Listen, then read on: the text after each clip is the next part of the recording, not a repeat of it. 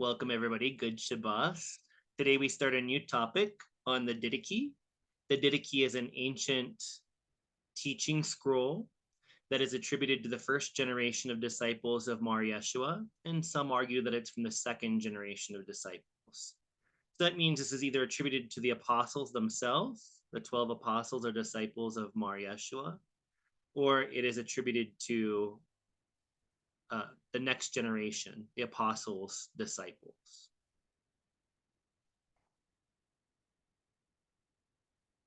What is the Didache? The Didache, it literally means teaching, is also known as the Lord's teaching through the 12 apostles to the nations. And it's a brief, anonymous, early Christian treatise written in Koine Greek, which is the commonly spoken Greek of the time, dated by modern scholars to the first, or less commonly, second century AD. The first line of this treatise is the teaching of the Lord to the Gentiles or nations by the 12 apostles. The text, parts of which constitute the oldest extant written catechism, has three main sections dealing with Christian ethics, rituals such as baptism and Eucharist and how they're to be carried out, and church organization. The Didache is considered the first example of the genre of church orders. The Didache reveals how Jewish Christians, those first Christians, the first several generations of Jerusalem Christians, Palestinian Christians, saw themselves and how they adapted their practice for Gentile Christians. This is extremely important because although modern churches would like you to think that there's only one system of Christianity, one belief set, in the early days after Jesus' crucifixion, there were many churches that viewed Jesus very differently, and they also interpreted the teachings, the Gospels, and other writings very differently. And what we mean by Jewish Christians are those that were led in Jerusalem, often called the Jerusalem Assembly. The Jerusalem Assembly Church is a later term. Ecclesia is actually the right word. And ecclesia is also Greek, describing the Jerusalem congregation of disciples that were led by James the Just, who is the biological brother of Mar Yeshua, the Master Jesus. So there were two major schools of thought warring between 50 and say 90 Common Era.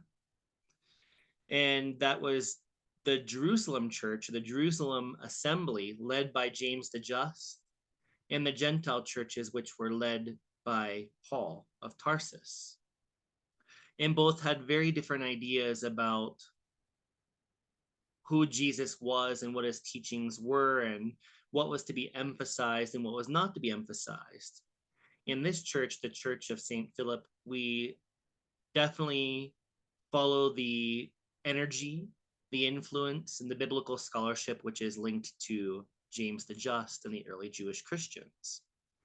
The early Jewish Christians were also often associated with the Ebionites, the Essenes. Jewish Christianity could also be called Palestinian Christianity as opposed to the Roman Christianity or Gentile Christianity that was developed by Paul. So the Didache reveals how these Jewish Christians may have seen themselves and how they adapted their practice for Gentiles. I think it's a little bit inaccurate to say how Jewish Christians adopted their practice for Gentile Christians. That's true and it's not true. When we look at the letters of Paul, we see that the Jewish Christians and the Gentile Christians were very much at odds. But it seems from what we gather about Peter that he was open to sharing Jesus's Jewish teachings with Gentiles. And Gentile just means anybody in the world that's not Jewish, that's not born a Jew. So the Didache is similar in many ways to the Gospel of Matthew, perhaps because both texts originated in similar communities, meaning that perhaps the Didache was influenced or written by the community or the school of Matthew. those disciples that came after the apostle Matthew. The opening chapters, which also appear in other early Christian texts, verses that are similar or synoptic to Mark, Matthew, Luke, and John, are likely derived from an earlier Jewish source. The Didache is considered part of the group of second-generation Christian writings known as the Apostolic Fathers. The work was considered by some church fathers to be part of the New Testament, while being rejected by others as spurious or non-canonical. So the Didache was a very important early text which taught ethics, how we should behave as Christians, rituals that Christians would do and why you did them, such as how baptism and Eucharist is to be conducted, and how a church should be organized, who are the lay people, who are the priests, who are the bishops, etc. That kind of thing was all pointed out by the Didache. And what's very interesting is that at the earliest times, after the crucifixion of Jesus and the early generations thereafter, this was considered sacred by many church fathers and was considered to be part of the New Testament or the Christian Testament, but it was rejected by others. And it's very easy to see why it was rejected by Christian orthodoxy, especially once we get into the middle part of the Didache in the weeks to come, when we talk about baptism and Eucharist, how they're to be conducted and what it means or what it meant to them, at least to the lens of the Didache, is very different than how Roman Catholic Church or Protestant churches view Jesus and Jesus's teachings. It's very different. And once they decided that there could only be one form of Christianity, this book had to be suppressed because it teaches a very different meaning about the Eucharist. As we all know, in Catholic churches and Byzantine churches, all forms of Protestant and evangelical churches, they all interpret the wine to be Jesus's blood and the bread to be Jesus's body. If you want to cheat and read ahead, go to the Didache and then come back and watch the classes in the week to come. You'll see that the bread and wine did not symbolize Jesus's body or blood. That was not the understanding of the early Jewish Christians, although it became a belief very early on in the church tradition in some communities, not all communities. So lost for centuries, the Didache is this Didache that we have possession of is a Greek manuscript of the Didache, and it was rediscovered in 1873 by Philotheus Bryennios, Metropolitan of Nicomedia, in the Codex Hierosolymitanos. A Latin version of the first 5 chapters was discovered in 1900 by J. Schlecht. So you could see several different translations of the Didache at this site. Pardon me, this is incorrect. I got this basic information from Wikipedia, and there's the link there. We'll see the link for the Didache that you can read ahead of the classes if you'd like to have a little bit more grounding and information on it. So again, here in the middle of the screen here, you see it cited from earlychristianwritings.com. And you can go here and it's a brilliant place to go. It shows many of the scriptures. I don't know that it has all of the scriptures that have ever been attributed to Christianity, the various forms of Christianity, but many of them are there, and they're also dated. So you see what the earliest sources were and what came afterwards. So if you read through this from the earliest time to the latest time, you'll see how Christian thought developed over time.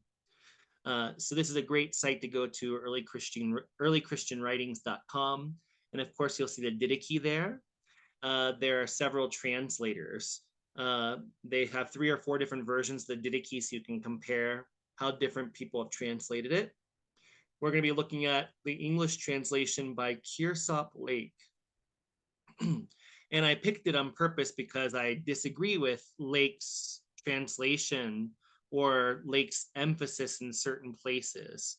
But I can say that the general consensus of translated material, the overall meaning is still the same between all the translators on this site that is run by biblical scholars.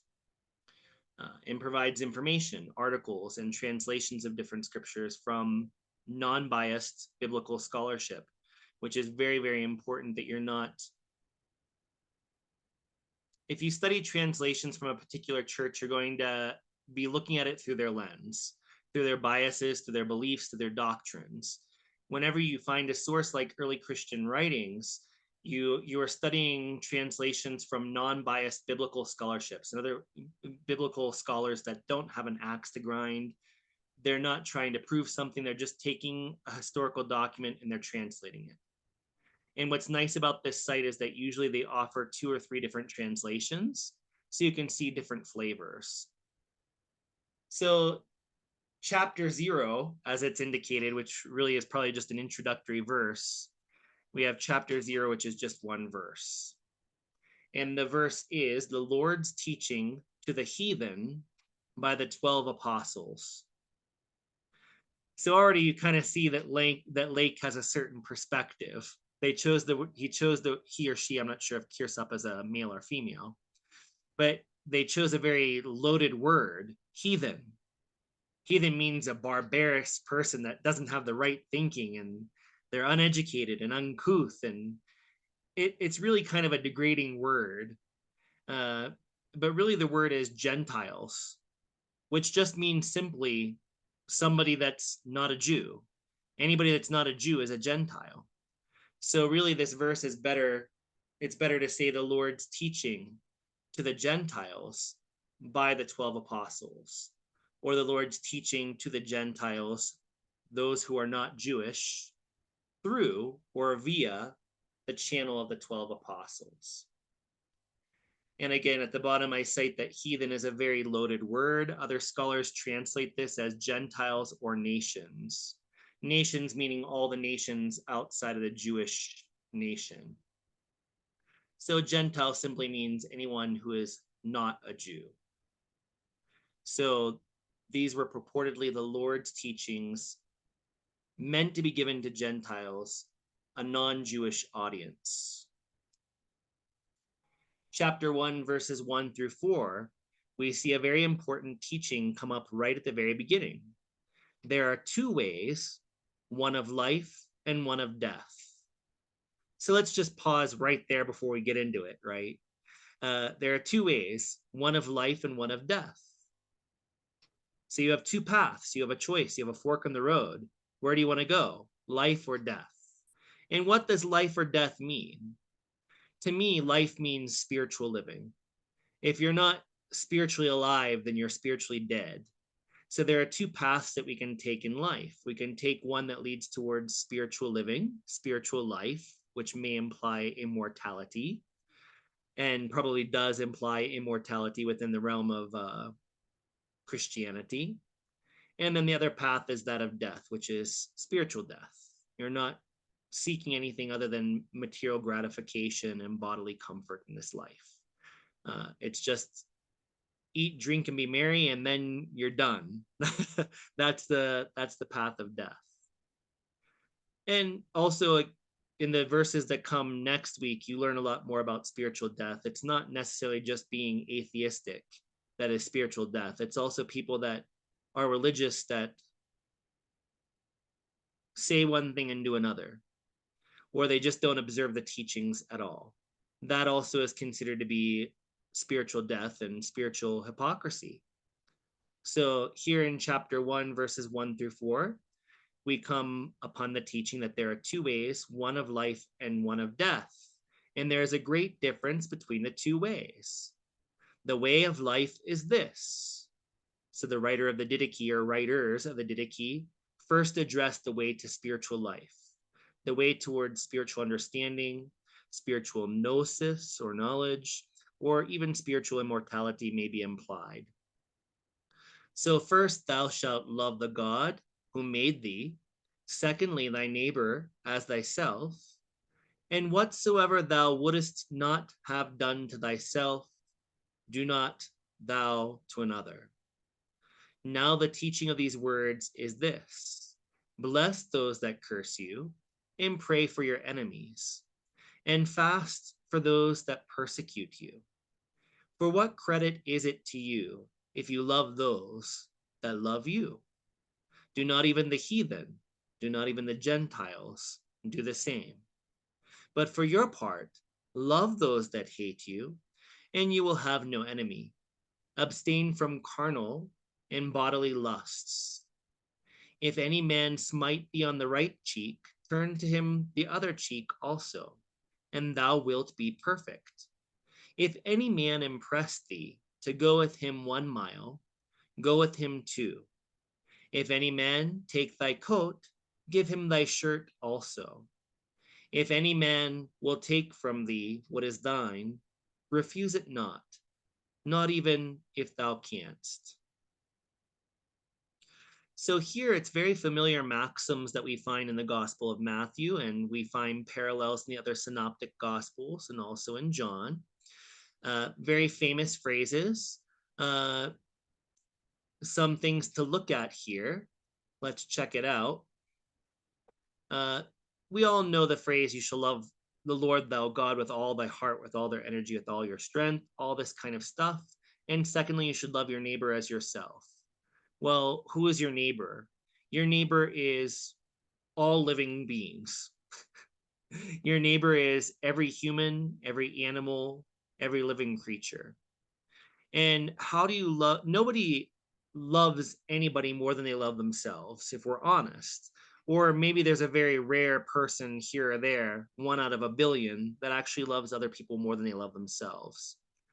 So here, the teaching of Jesus shines through, and you should love God, but you should love everybody as you love yourself. You should actually see others as yourself. And on a spiritual level, you should feel your unity, that humanity is one organ on this planet Earth. The animals are all one organ on this planet Earth. So humanity is really one with different pieces or parts of the whole. So if humanity is to grow, it grows together. It can never grow separated, or it will have stunted 2 steps forward, 10 steps back throughout its evolutionary processes. But the idea here is that we should love other people as we love ourselves. We should see everybody as part of ourself, our larger self, the whole humanity. And we shouldn't do anything to anybody that we wouldn't want done to ourselves. And then Jesus gives these very famous maxims on how you do that.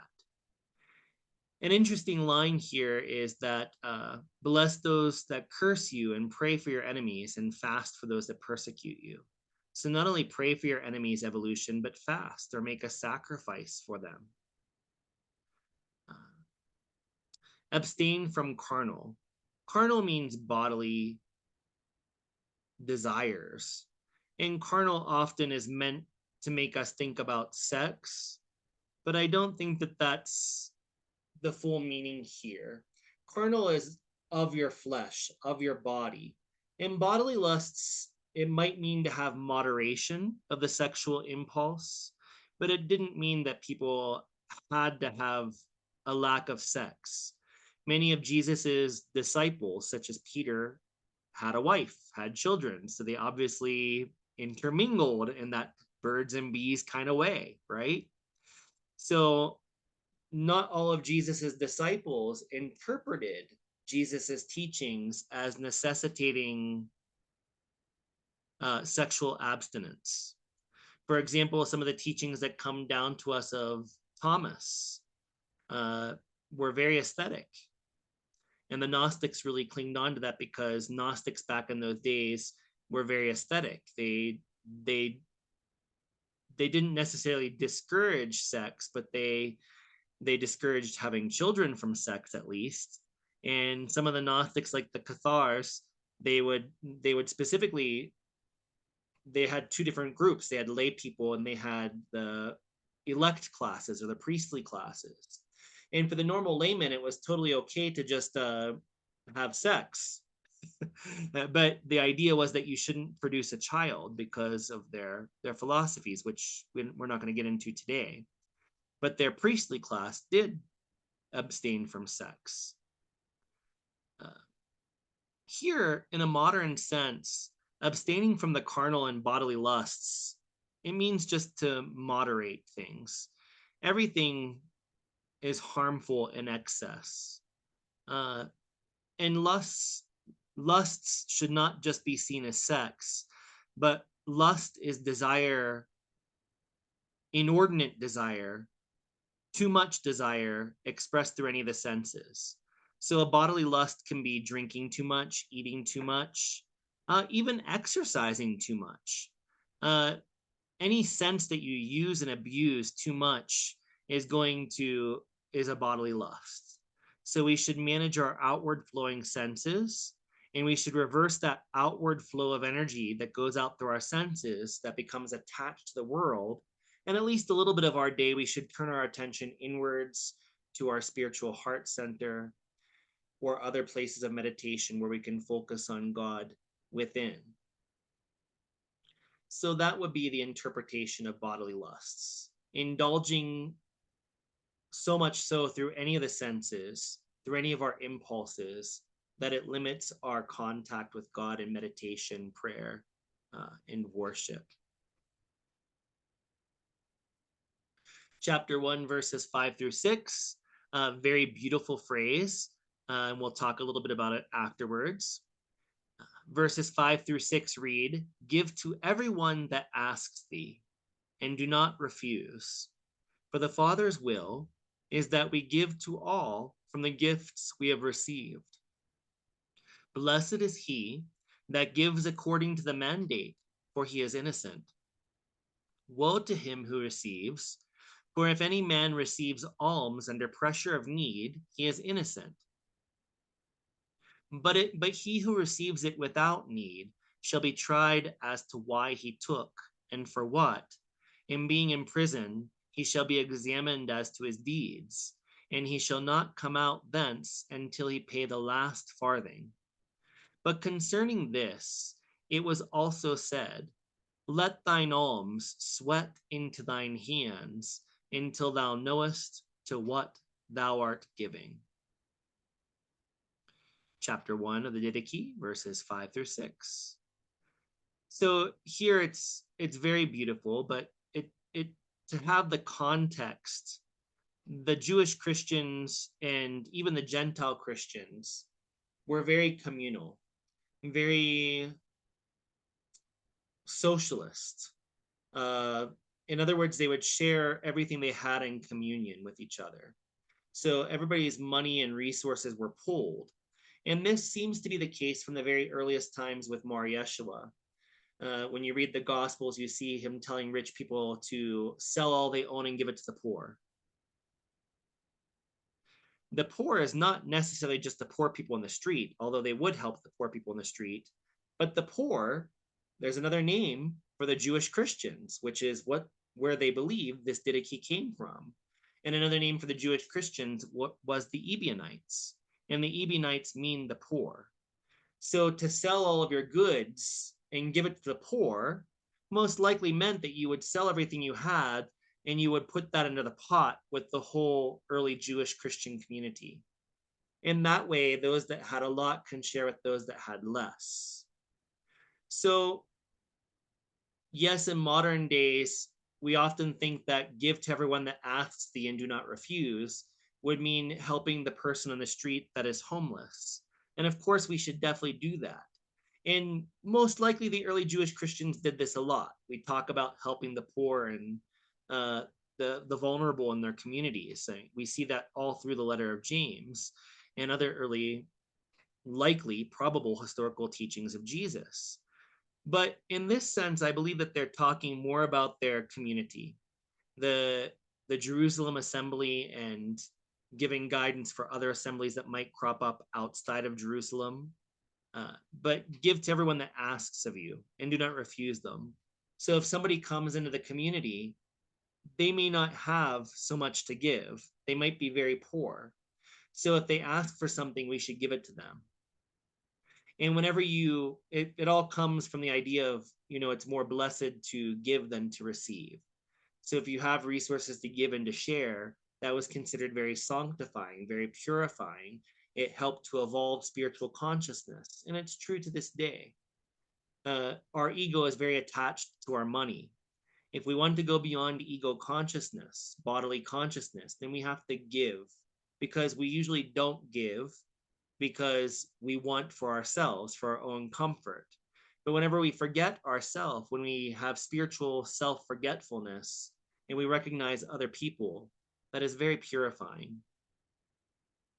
So in these verses, we find that if somebody asks for help because they're under pressure, they don't have food, they don't have clothes, they don't have refuge, they don't have a roof over their head, they don't have protection that they need.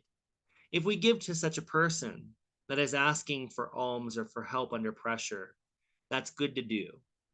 But they mark out here, he who receives it without need, he who asks for something and doesn't need it, then they're doing a misdeed, a spiritual misdeed. And this person would be scolded by the community because you're taking more than you need, or you're taking something that you don't need. My spiritual master said that if you have 4 potatoes and you only need to eat 1 potato, then you have stolen the other 3 potatoes from a poor person.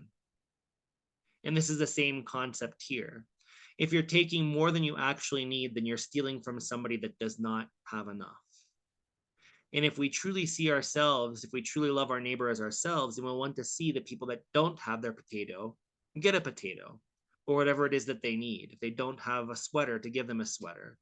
If I have 10 sweaters in my closet, how useful is that to me? I only really need 1 sweater, maybe 2 at most, because maybe I need to wash 1 sweater while I'm wearing another one. But that means that I have 8 sweaters that I could be sharing with people that are cold. And this is the idea encapsulated in these verses, is that if we take anything, if we ask for something and take it and we don't truly need it, then we're actually depriving somebody else within the one humanity, within our community, that truly could use it. So if that person was discovered in this early Jewish Christian church that wrote this scroll, then he would be required to pay back that amount, everything that he spent that he didn't need. And that would be part of the punishment. So that's the idea. So, the last line is kind of an interesting translation. Let thine alms sweat into thine hands until you knowest to whom you're giving. So here it's giving a very interesting teaching. Hold on to that money, hold on to that whatever is being asked for, until you know that that person is actually deserving of it. So it's warning to be careful of giving indiscriminately. So we should see that there's a true need, or we should suspect that there's a true need before giving. Otherwise, we're also partly culpable for wasting resources that could have been given to somebody truly in need. So this is a very beautiful teaching about the communal living that was part of early Jewish Christian thought. Even back to the time of Jesus walking, everybody observed voluntary poverty, and everybody pulled their resources into a pot, and then they used that for their communal sustenance, and also to help people along the way that were poor, elderly, widows, the vulnerable in the community.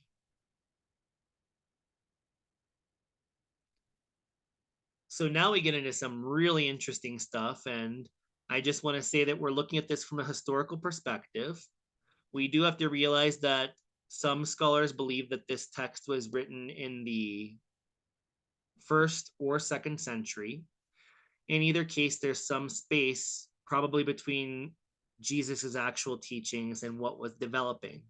And also, these were teachings purportedly from the Jewish Christian church given to the Gentiles, which are people in different countries or different areas that had different social customs, different beliefs.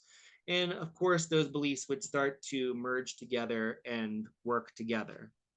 So society changes, and we should understand that different people have different beliefs back then and now, and that we should always respect other people's beliefs, but also we don't have to accept everything as being for us personally. So I'd like to look at this next verse before we wrap up for the night. Chapter 2, verses 1 through 7.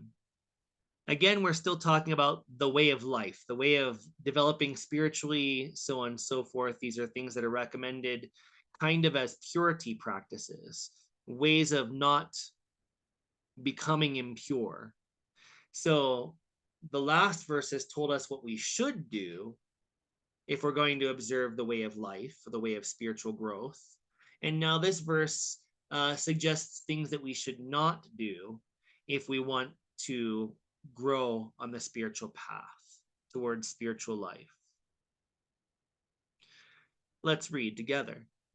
But the second commandment of the teaching is this: Thou shalt do no murder, thou shalt not commit adultery, thou shalt not commit sodomy, thou shalt not commit fornication, thou shalt not steal, thou shalt not use magic, thou shalt not use philters, thou shalt not procure abortion, nor commit infanticide, thou shalt not covet thy neighbor's goods, thou shalt not commit perjury, thou shalt not bear false witness, thou shalt not speak evil, thou shalt not bear malice, thou shalt not be double-minded or double-tongued, for to be double-tongued is the snare of death.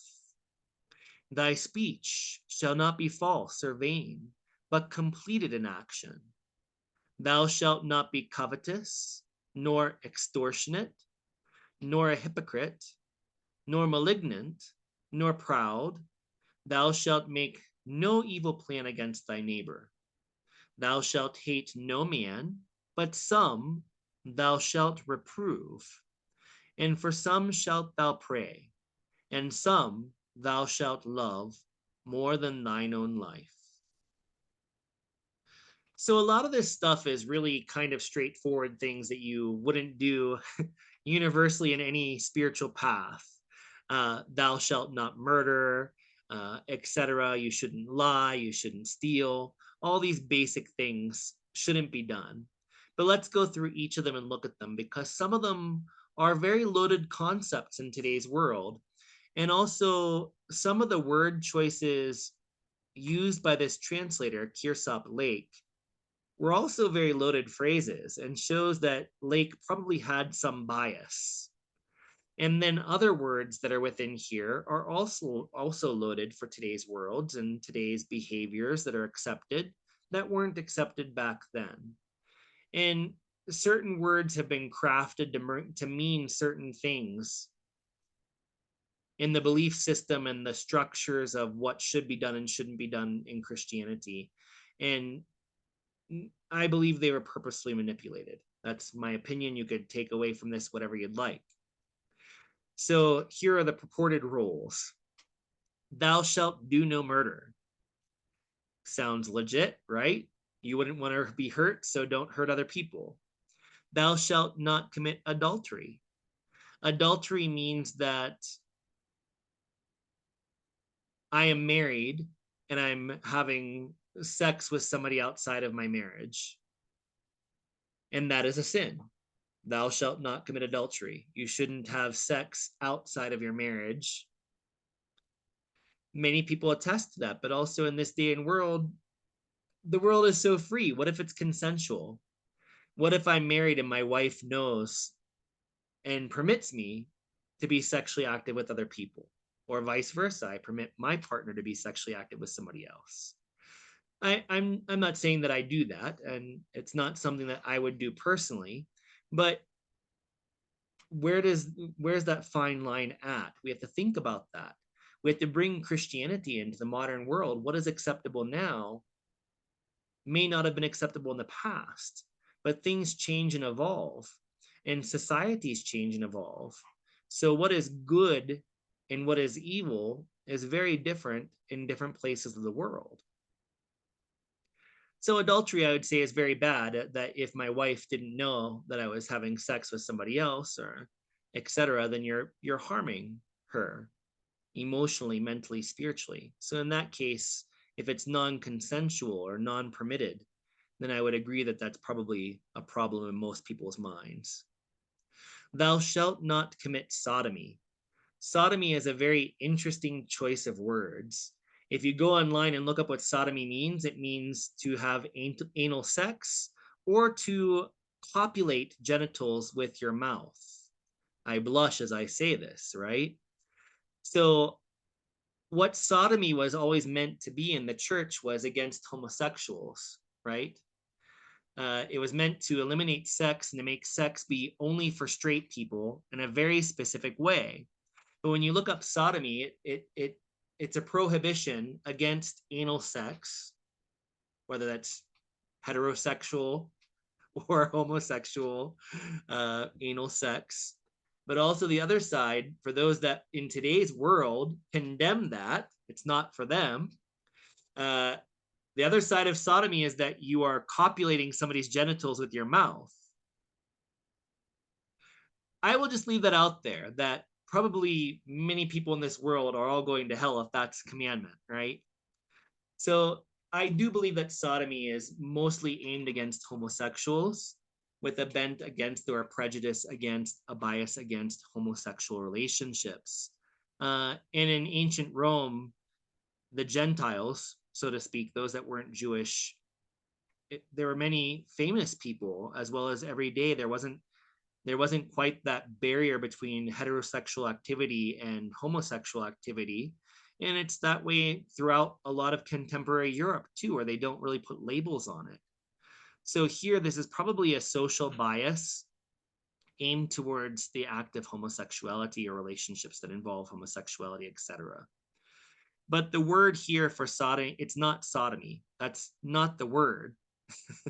When you go into early Christian writings and you look at the other transcribers, you see what it really meant, something quite different. So let's skip down here for a moment. A substantial change in meaning for sodomy is found in the translations of scholars Lightfoot and Hole, who translate this as do not corrupt young people, young boys, young children. So it's saying don't have sex with children, which I think everybody could agree that we should not be harming children. We should be protecting children. So that's what it really meant. And it was contorted over time to be a law or a rule against homosexuality. And it was never that. And it became really concretized into that idea as we move through the centuries up to today's world. So most Christian churches, unless they are more liberal, will very much condemn homosexuality and say that you're going to hell if you're a homosexual, even though most of the Roman Catholic priests are homosexual. I mean, it's very strange, but it's because they misinterpreted this Greek word. They translated as sodomy, as anal sex, as sex that is not, missionary sex between man and woman. That's what they made sodomy out to be. But really, the meaning was don't have sex with young boys, don't have sex with young people, don't have sex with children, which I think should be, if it's not, universally accepted. Anybody that harms a child deserves a nice piece of brimstone somewhere.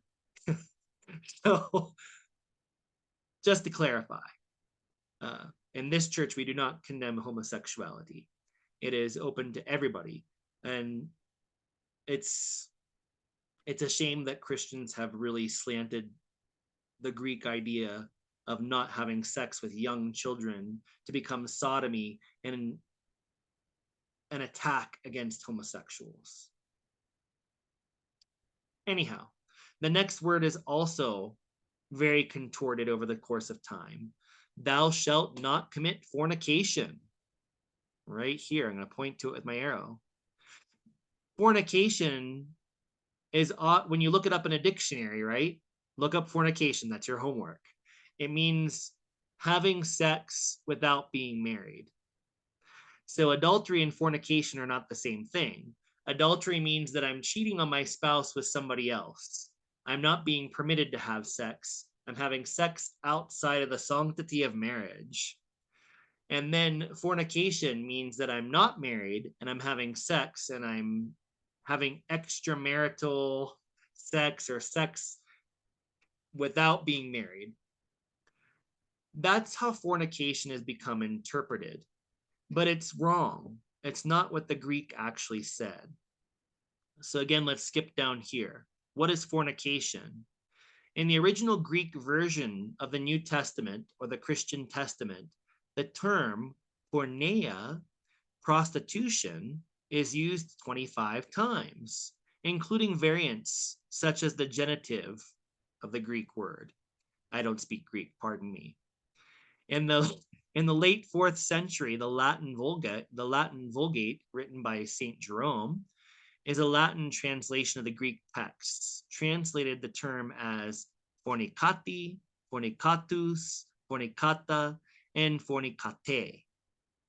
So the original Greek that all the Gospels were written in, and that we find this Didache was written in Greek that we have our possession of, we find this word for prostitution, but then it's translated into fornication, which was a wrong translation, a slanted translation, purposefully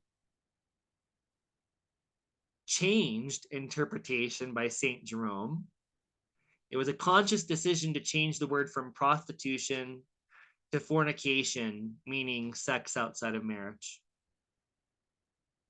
So these original Greek texts were talking against prostitution, not about consensual sex outside of marriage. It's a totally different idea. And again, everybody is free to take their own beliefs. And if you believe that you should not be having sex outside of marriage, it's okay. We all should have bodily autonomy, right? But the idea that you should say that thou shalt not have sex outside of marriage or you're going to hell to everybody is ridiculous. That's not what the Greek says. That's not what the Greek original says. That's what Saint Jerome made it say in the Latin Vulgate, or the Latin version that everybody could read at the time throughout Europe, if they had some education. A lot of people couldn't even read, they were illiterate. So again, this idea of thou shalt not commit sodomy was a conscious choice of a word by Lake. And then fornication was a conscious choice of the word by Saint Jerome that fits into their mind frame of what it should be. So we have to be very careful when we're reading Gospels and go back to what the Greek meant. Roll the English back to the Greek, and then if we're lucky enough, roll that Greek back to Hebrew, and then roll that Hebrew back to Aramaic if you really want to get Jesus's ideas. Because as time goes on, as you translate, you start to lose the meaning, and every translator looks at a text through their own lens, with their own biases, with their own religious thoughts that they've been brought up with their own beliefs and their own ideas about what is right and wrong. But we should be non-biased and look at what the actual original Greek word meant. And again, the original Greek word meant you shouldn't have sex with kids. And then this next phrase said you shouldn't be a prostitute. You shouldn't sell your body for money. And again, that's very loaded in this world, this contemporary world. I know a lot of people advocate for sex workers, and I'm not saying that we should or we shouldn't. I'm just saying that that's what the historical text meant. You should not be a prostitute. That's literally what it meant. So moving on, thou shalt not use magic. Well, maybe the church should take its own advice. I mean, isn't it pretty magical to wave your hands over wine and bread and make it the blood and body of Christ? Pretty magical. It's also pretty unhistorical. Thou shalt not use philters. I had to look that one up. Let's look down here. Philters, filter is singular, filters is plural, are love potions. So again, it's kind of repeating the same idea. You shouldn't use magic. I'll leave it at that. That's for a different talk. Thou shalt not procure abortion, nor commit infant murder. So it's very interesting. You know, again, we have to remember that this text is not its original Jewish form. The Jews do believe that abortion is okay. It was a very common practice amongst Jews, and it was not considered to be bad. I'll show this text just briefly to you. Let me share a different screen momentarily. There's this nice PDF that you can look at, and I give the link in my PowerPoint. But this is from the National Council of Jewish Women, and it's about Judaism's views on abortion. And of course, and I would agree with this fully, at least historically. And it says the NCJW works to ensure that every single person can make their own moral and faith-informed decisions about their body, health, and future. And I would agree in this church that that is absolutely true. Everybody should have bodily autonomy and decide what they do with their body for their health and as that regards their future. Let's look at the first two bullet points here. Does Jewish law state that life begins at conception? The answer is no. Life does not begin at conception under Jewish law. Sources in the Talmud note that the fetus is mere water before 40 days of gestation. Following this period, the fetus is considered a physical part of the pregnant individual's body, not yet having life of its own or independent rights. The fetus is not viewed as separate from the parent's body until birth begins and the first breath of oxygen into the lungs allows the soul to enter the body. So this goes all the way back to Genesis, that Elohim, literally meaning gods or emanations of gods, most likely angels, created the human body, and then they breathed life into the nostrils of that created being. So that created being wasn't alive until God's breath or Elohim's breath filled that physical vehicle that was created for the human being, the human body. So likewise, a being was not considered to have a soul or to be alive until God breathes that life into them. So the Jewish idea seems to be from very earliest times that until a baby takes its breath, its first breath, that it's not alive. And again, we're looking at history. I'm not trying to teach you what to believe. I'm just sharing you what Judaism has thought historically. And that's important to understand because Jesus was a Jew and he would have had this kind of training as a Rav, as a Jewish master. The Talmud would be what he would have studied, what he would have taught. That idea, and of course the Talmud comes from the interpretations of Torah. So this is stuff that would have been taught to Jesus, and that Jesus would have most likely advocated or at least understood if he disagreed with it. Does Jewish law assert that it is possible to murder a fetus, meaning to abort a baby? No, Jewish law does not consider a fetus to be alive. The Torah, Exodus chapter 21, verses 22 through 23, recounts a story of two men who are fighting and injure a pregnant woman, resulting in her subsequent miscarriage. The verse explains that if the only harm done is the miscarriage, then the perpetrator must pay a fine. However, if the pregnant person is gravely injured, the penalty shall be a life for a life, as in other homicides. The common rabbinical interpretation of this verse is that the men did not commit murder and that the fetus is not a person. The primary concern is the well-being of the person, the woman who is injured. So this is a brilliant article to look through if you want to find some concepts of how Judaism views abortion. The reason why I bring this up again is not to make you believe a certain way or to change your firmly held beliefs, but it's to let you know that Judaism did not restrict abortion, and Jesus was a Jew. So what I'm perpetrating here is that the original Jewish source of the Didache probably did not prohibit abortion. But later on, as the Gentiles began to redact this document into their own, the Gentile Christians, they added these things. And again, if it must be known, I am pro-life, but I think the woman always has absolute autonomy over her body. And I don't think men can make any decision for a woman's body. But that's my opinion, putting that out there. So I don't think that this thou shalt not procure abortion is historical. I think the next part would be common sense. You shouldn't kill a baby. Thou shalt not covet thy neighbor's goods. Thou shalt not commit perjury. You shouldn't lie. Thou shalt not bear false witness. That's redundant. Bearing false witness means to lie. Thou shalt not speak evil. Thou shalt not bear malice or anger.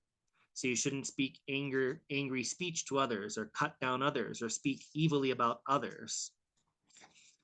Thou shalt not be double-minded nor double-tongued, for to be double-tongued is the snare of death. Thy speech shall not be false nor vain, but completed in action. So we have many classes online about double-minded that go into deeper details. But to be double-minded means to say one thing and do another. That's a very basic definition of what it means to be double-minded or double-souled. And Jesus says, make your yes mean yes and make your no mean no. So say what you think what you say, make those two match. In other words, don't be false, because that's essentially lying too. So when you're double-minded, that means that an example of being double-minded in a very basic thing. Oh, are you coming to church on Sunday? Sure, I'm going to be there in church on Sunday, but you have absolutely no intention of going to church on Sunday and you don't show up. That's being double-minded. It's saying that you're going to do one thing and then you go and do a whole other thing. It's saying you're going to show up to the wedding and then you don't show up to the wedding because you'd rather sleep in. Whatever it is, it's saying one thing and doing another. And that's why at the end, they solidify this idea by saying, thy speech shall not be false nor in vain, but completed in action. In other words, if you say you're going to do something, do it. Otherwise, it's considered a spiritual misdeed. Thou shalt not be covetous, meaning you shouldn't want other people's belongings, nor extortionate. To extortionate means to charge an inflated price for a product or a service.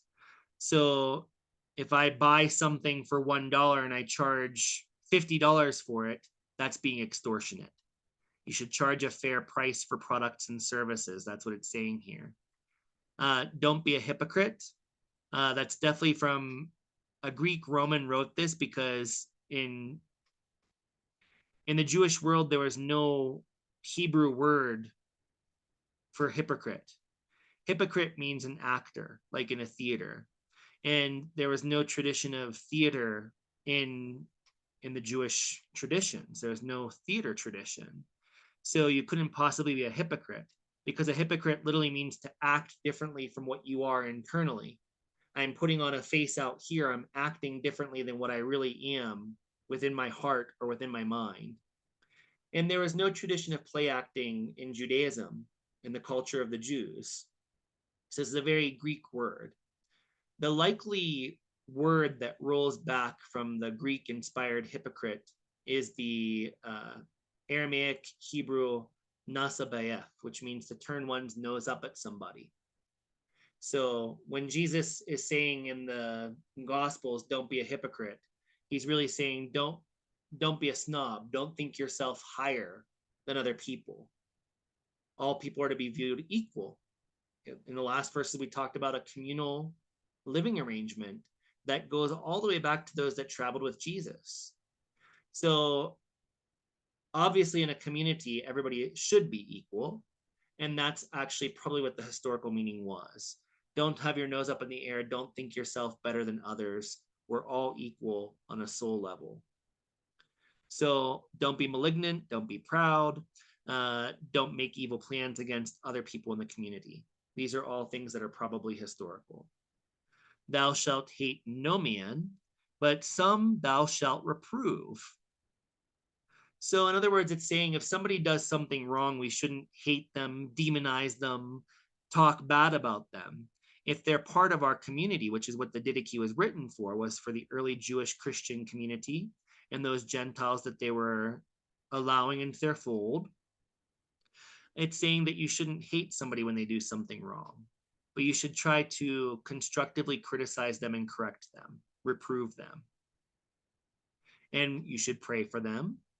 And some of these people you'll begin to love more than your own life.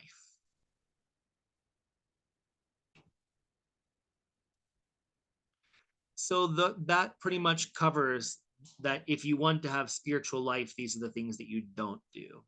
And also we've gone over things that are probably historical and things that are probably non-historical, which is a speciality of our church.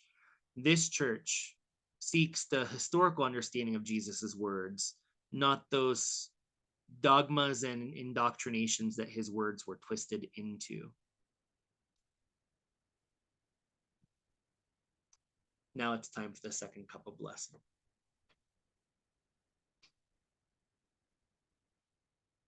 Heavenly Father, Divine Mother, thank you for this opportunity to study the Didache together. May we learn to see truth from what is added, remove the additions, and seek to dive deep into the true spiritual teachings of Mar Yeshua.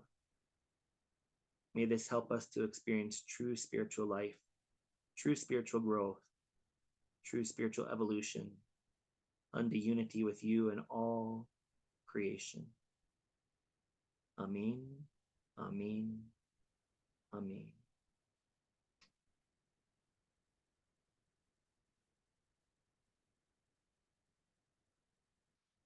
Good Shabbat, everyone, and we'll continue our thought-provoking discussion on the Didache next Friday. Good Shabbat.